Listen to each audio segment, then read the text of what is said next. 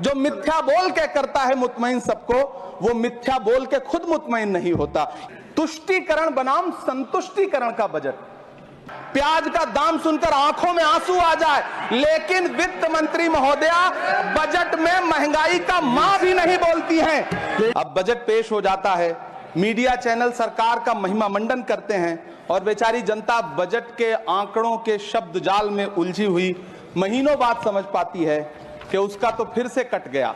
अरे मैडम, हम आप यहां पर बैठे रहते हैं और वहां बाहर इसी दिल्ली में 1 लीटर दूध, चाहे वो अमूल का हो या फिर मदर डेयरी का हो, उसकी कीमत 73 रुपए लीटर है।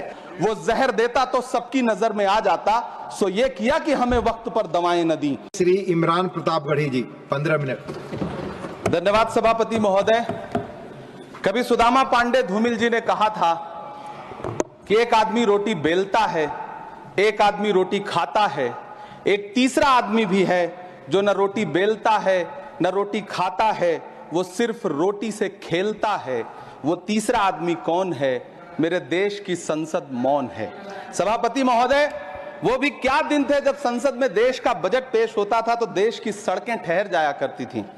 रेल बजट पेश होता था तो लोगों की उम्मीदें रेल के डिब्बों की तरह पटरियों पर दौड़ने लगती थीं। पूरा देश धड़कने रोक करके वित्त मंत्री और रेल मंत्री को सुना करता था। अफसोस, अब बजट पेश हो जाता है, मीडिया चैनल सरकार का महिमा मंडन करते हैं और बेचारी जनता बजट के आंकड़ों के शब्द जाल में उलझी हुई महीनों बाद समझ पाती है कि उसका तो फिर से कट गया। सभापति महोदय, पिछले 2 साल अमृतकालीन बजट पेश किए गए और इस बार एक नई शब्दावली गढ़ी गई है, तुष्टीकरण बनाम संतुष्टीकरण का बजट। सभापति महोदय, सुनने में कितना अलंकारिक लगता है ये शब्द। सोच रहा हूं देश की वित्त मंत्री और प्रधानमंत्री जी से पूछूं कि आखिर किसकी संतुष्टि? जिस बजट में मनरेगा के लिए 1 रुपए की बढ़ोतरी ना हो, वही पुराना 86,000 करोड़, जबकि पहले ही 9,754 करोड़ का घाटा हो, जिस मनरेगा से करोड़ों मजदूरों के घर में चूल्हा जलता हो, उस मनरेगा में काम करने वाले गरीब मजदूरों के लिए अगर आपके खजाने से 1 रुपया भी इजाफी नहीं निकल सका तो भला कौन संतुष्ट हुआ साहब? इस देश का गरीब मजदूर या आपके उद्योगपति दोस्त? वो जो महाराष्ट्र में लोकसभा और विधानसभा के बीच में 40 लाख मतदाता बढ़ाए गए थे, अरे उन्हीं के लिए मनरेगा का थोड़ा सा बजट बढ़ा देते। क्या उसमें मनरेगा का एक भी मजदूर नहीं था? 40 लाख लोगों में सारे के सारे 12 लाख की छूट वाले से आगे के लोग थे। सभापति महोदय, कल जब वित्त मंत्री जी देश की संसद में भाषण दे रही थी तो वहां मुंबई में कोई गरीब इंसान जब अपनी जेब टटोल करके अपनी मोटरसाइकिल में 1 लीटर पेट्रोल भरवा रहा था तो उस पेट्रोल की कीमत थी 103 रुपया प्रति लीटर। आखिर इतना महंगा पेट्रोल डीजल खरीद के कौन संतुष्ट हो रहा है? इस देश के गरीब लोग या फिर सरकार के चहेते धन्ना सेठ? सभापति महोदय, वित्त मंत्री जी इस बजट को मध्यम वर्ग को संतुष्ट करने वाला बजट बता रही हैं। अरे मैडम, हम आप यहां पर बैठे रहते हैं और वहां बाहर इसी दिल्ली में 1 लीटर दूध, चाहे वो अमूल का हो या फिर मदर डेयरी का हो, उसकी कीमत 73 रुपए लीटर है। इतना महंगा बेच करके कौन संतुष्ट हो रहा है?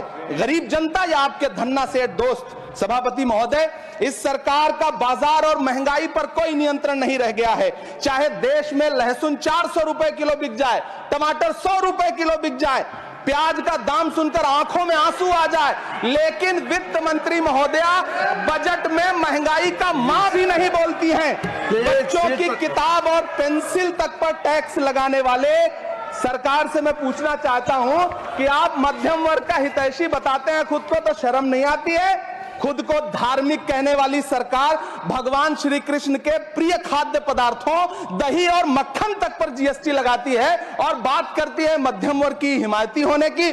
जिंदा रहते हुए जनता से हर चीज पर टैक्स वसूलने वाली यह सरकार कम से कम मरने पर तो लोगों को बख्श देती, लेकिन नहीं, वहां भी लूटना है। अंतिम संस्कार के सामान, अगरबत्ती, धूप बत्ती, केवड़ा जल, चंदन पाउडर, जौ, बताशा, काला तिल, पंचरत्न, कपूर और कफन तक पर टैक्स लेने वाली यह सरकार किस मुंह से खुद को मध्यम वर्ग का हितैषी बताती है? कौन सी संतुष्टि? किसकी संतुष्टि? कदम कदम पर टैक्स देकर लुटने वाली जनता की, या फिर जनता से टैक्स वसूल करके धन्ना सेठों का खजाना भरने वाली सरकार की? किसकी संतुष्टि? सभापति महोदय, 18 अगस्त 2015 आरा का बिहार का ऐतिहासिक मैदान, सजा हुआ मंच, हजारों की भीड़ और सामने खड़े हुए देश के प्रधानमंत्री का भाषण। बिहार के भाइयों बहनों, आज मैं बिहार के लिए पैकेज की घोषणा कर रहा हूं। 50,000 करोड़ कर दूं कि ज्यादा कर दूं? अखिलेश भाई, 60,000 करोड़ कर दूं कि ज्यादा कर दूं? 70,000 करोड़ कर दूं कि ज्यादा कर दूं? 80,000 करोड़ कर दूं कि ज्यादा कर दूं? चलो, मैं बिहार को 1.25 लाख करोड़ का पैकेज दे रहा हूं। 10 साल हो गए सभापति महोदय, वही ढाक के 3 पात। बिहार आज भी विकास की बाट जो रहा है। भाषण आज भी प्रधानमंत्री जी के YouTube चैनल पर सुना जा सकता है। जो झूठ बोल के करता है मुतमईन सबको, वो झूठ बोल के खुद मुतमईन नहीं होता। सभापति महोदय, ये तो राहुल जी का असर है। कौन सा शब्द सर, कौन सा शब्द? झूठ। ठीक है सर, मिथ्या बोल करके, जो मिथ्या बोल के करता है मुतमईन सबको, वो मिथ्या बोल के खुद मुतमईन नहीं होता। ये राहुल जी का असर है। जो मखाना बोर्ड की घोषणा हुई, अखिलेश जी आपको याद होगा, भारत जोड़ो न्याय यात्रा में 30 जनवरी 2024 को बिहार के रंगभूमि मैदान में राहुल गांधी जी का पूर्णिया में भाषण था और उसमें मखाना को लेकर उन्होंने आवाज उठाई थी।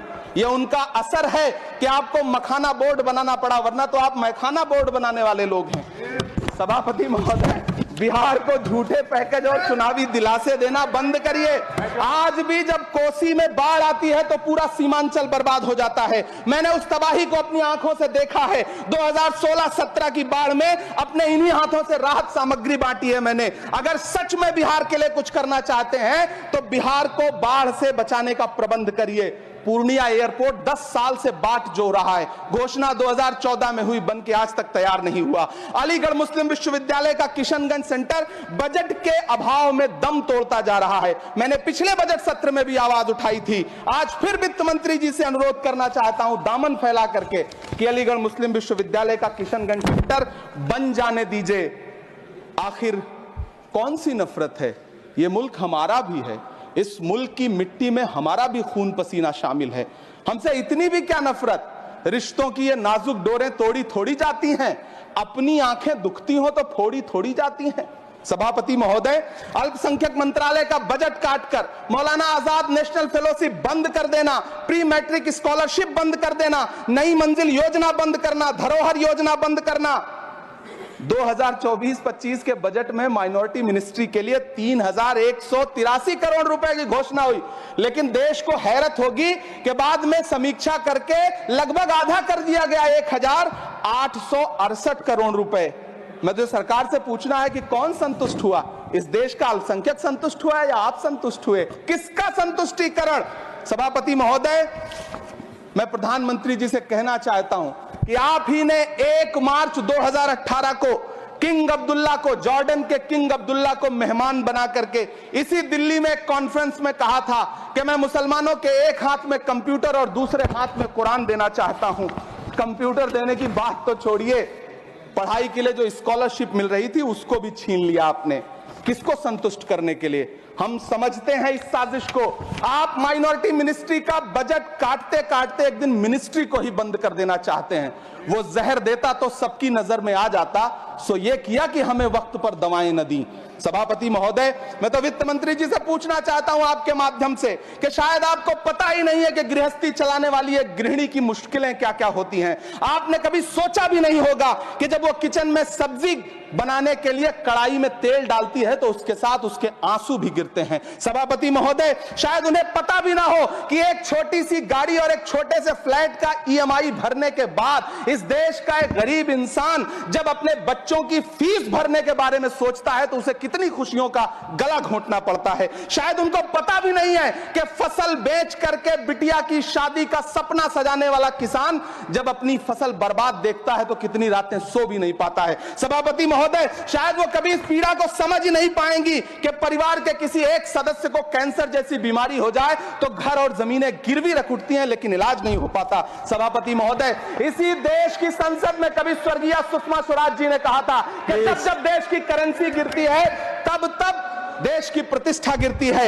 एक तरफ कोलंबिया जैसा छोटा सा देश और उसके प्रधानमंत्री गुस्तावो पेत्रो खड़े हैं, जो कोलंबिया के नागरिकों को हथकड़ी लगाकर लाने वाले जहाज को अमेरिका बैरंग वापस लौटा दे रहे हैं, और दूसरी तरफ हमारे प्रधानमंत्री जी खड़े हैं जो बेड़ी और हथकड़ी लगा करके लाए गए बेटों के अपमान पर एक शब्द नहीं बोल रहे। सभापति महोदय, मैं इतिहास के पन्ने पलट रहा हूं, मुझे दो किरदार याद आ रहे हैं। एक तरफ निक्सन के 7वें बेड़े की धमकियों के सामने लोहे की तरह अडिग इंदिरा गांधी खड़ी हैं, तो दूसरी तरफ खुद ही नमस्ते ट्रंप का नारा लगाते हुए प्रधानमंत्री जी खड़े हैं। मेरे कानों में सुषमा स्वराज जी की आवाज गूंज रही है। बहुत कम बोलने वाले डॉक्टर मनमोहन सिंह ने बहुत ज्यादा बोलने वाले प्रधानमंत्री जी को जब देश की बागडोर सौंपी थी तो $1.58 का था, आज 85 से 87 के बीच में झूल रहा है। इन दिनों रुपए की अहमियत गिरती है तो न तो देश की प्रतिष्ठा गिरती है न प्रधानमंत्री की गरिमा। जिस देश में 80 करोड़ लोगों को 5 किलो राशन के लिए कतारों में लगना पड़ता हो, उस देश में यह सरकार 12 लाख तक के टैक्स न लेने के लिए अपनी पीठ थपथपा रही है। हुकूमत इस कदर आवाम पर एहसान करती है, ये आंखें छीनती है और चश्मे दान करती है। सभापति महोदय, महाराष्ट्र का भिवंडी हो, मालेगांव हो, इचल करंजी हो, यूपी का बनारस हो, मुआयमा हो, मुबारकपुर हो, रांची का छोटा नागपुर हो, बिहार का भागलपुर हो, हर जगह बुनकरों की उम्मीदें तोड़ रही हैं, लेकिन इस सरकार के पास उनके लिए कुछ भी नहीं है। मुरादाबाद का पीतल उद्योग, कानपुर का चमड़ा उद्योग, सहारनपुर का लकड़ी उद्योग, फिरोजाबाद का चूड़ी उद्योग, अलीगढ़ का ताला उद्योग, सब सरकारी प्लानिंग से तबाह हो रहे हैं। इन तमाम के बीच सरकारी सपोर्ट से बस एक उद्योग फल फूल रहा है, नोएडा का नफरत उद्योग। सभापति महोदय, जिस देश में 40 से 45% मेडिकल फैकल्टी की सीट खाली हो, वहां बजट में 75,000 नए मेडिकल सीट्स का ऐलान हो रहा है। सरकार बहादुर, कम से कम इस देश के पढ़े लिखे युवाओं को तो मूर्ख समझना बंद करिए। वो अब तिजारती पहलू निकाल लेता है। पहले 7500 मेडिकल सीट्स बाद में बनाइएगा, पहले जो एम्स में 2161 पद खाली पड़े हैं उनको तो भर दीजिए। वो अब तिजारती पहलू निकाल लेता है। मैं कुछ कहूं तो तराजू निकाल लेता है। मैं इसलिए भी तेरे फन की कद्र करता हूं तो झूठ बोल के आंसू निकाल लेता है। सभापति महोदय, फिर झूठ आया है, मैं उसे मिथ्या कर दे रहा हूं। शायरी में बार बार आ जाता है, क्या करूं महोदय। काश ये बजट, सभापति महोदय, वो एक शब्द मैं मिथ्या कर दे रहा हूं सर, वो एक शब्द को हटा दीजिए। ध्यान रखें, ऐसे जो भी शब्द होंगे आपके वहां। सभापति महोदय, काश ये बजट बीपीएससी के पेपर लीक की शिकायत करने वाले नौजवानों पर बरसती हुई पुलिस के लाठियों पे, जख्मों पर मरहम लगा पाता। सभापति महोदय, पिछले 80 दिन से 70 साल का एक बुजुर्ग एमएसपी की लीगल गारंटी मांगता हुआ आमरण अनशन पे बैठा हुआ है। काश ये बजट किसान नेता जगजीत डल्लेवाल की टूटती हुई सांसों की पीड़ा सुन पाता। काश ये बजट प्रतियोगी परीक्षाओं की तैयारी के लिए दिल्ली, कोटा, पटना, अहमदाबाद जैसे शहरों में, इलाहाबाद जैसे शहरों में किताबों के साथ गल रहे युवाओं के सपनों को जिंदगी दे पाता।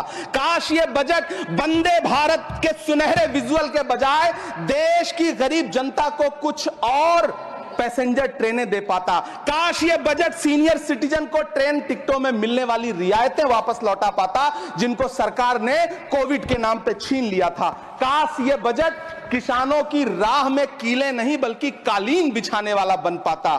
काश ये बजट सरकारी मालिकों को यह समझा पाता कि नेहरू को कोसने से अर्थव्यवस्था नहीं सुधरेगी, उसके लिए डॉक्टर मनमोहन सिंह साहब की अर्थ नीति अपनानी पड़ेगी।